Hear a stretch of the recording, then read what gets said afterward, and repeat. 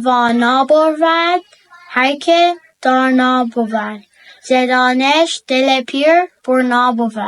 سلام، من لیلا هستم. Hi, I'm Nirvana. سلام، من صوفی وسیقی هستم. سلام، من صوفیا هستم. من سانی هستم. Hi, my name is Karina. من نیکادی هستم.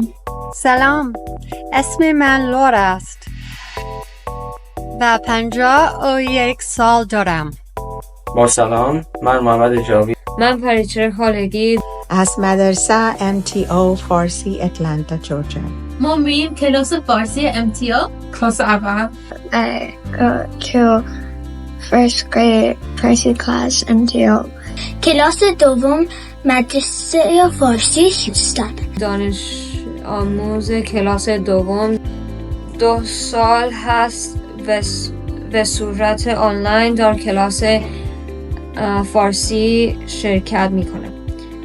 2 سال است که در مدرسه فارسی MTO مشغول فراگیری فارسی هستم. 2 سال مدرسه فارسی هیوستن درس میخونم. دانش آموز کلاس دهم مدرسه فارسی بین المللی MTO در شهر مینیاپولیس در آمریکا هستم. بنی آدم اعضای یک پیکرند که در آفرینش یک گوهرند. من خیلی مدرسه‌م رو دوست دارم. کلاس فارسی منو کمک کرد که میتونم به مابزرگ و بابزرگم بهتر حرف بزنم تو فارسی. And I like Farsi class because it helps me improve with my Farsi.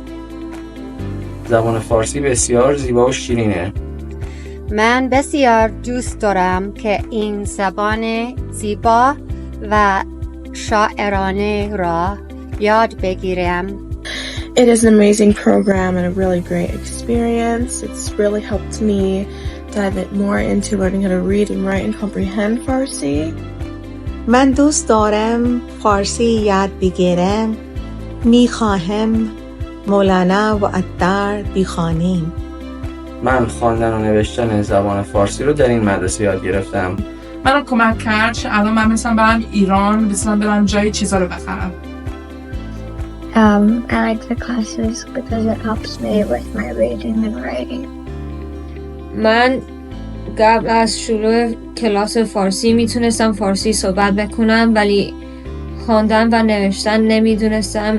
الان خیلی خوشحالم که هم میتونم فارسی بخونم و بنویسم. It's just been really great. The curriculum goes at a perfect pace. و خیلی دوست دارم معلمشون چون خیلی با من خوب یاد میدن و خیلی با من مهربانن.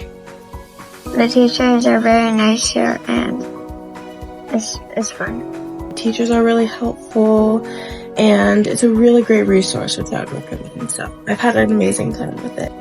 و از مدرسه فارسی MTO سپاسگزارم که این فرصت را در اختیار من قرار داد. اگر شما هم دوست دارید از این زبان و این فرهنگ بسیار زیبا بهره مند شوید، بهتون پیشنهاد میدم که در این مدرسه خیلی خوب شرکت کنید. چون زبان فارسی زبان شیرینی هست. اگر شما هم دوست دارید مثل من فارسی یاد بگیرید میتونید در کلاس های این مدرسه فارسی شرکت کنید. من خیلی ممنون و خوشحالم به فارسی یاد بگیرم. خیلی ممنون. خدا حافظ. مرسی. خدا حافظ. تشکر. پریچه. توانا بود هر که دانا بود. ز دانش دل پیر برنا بود.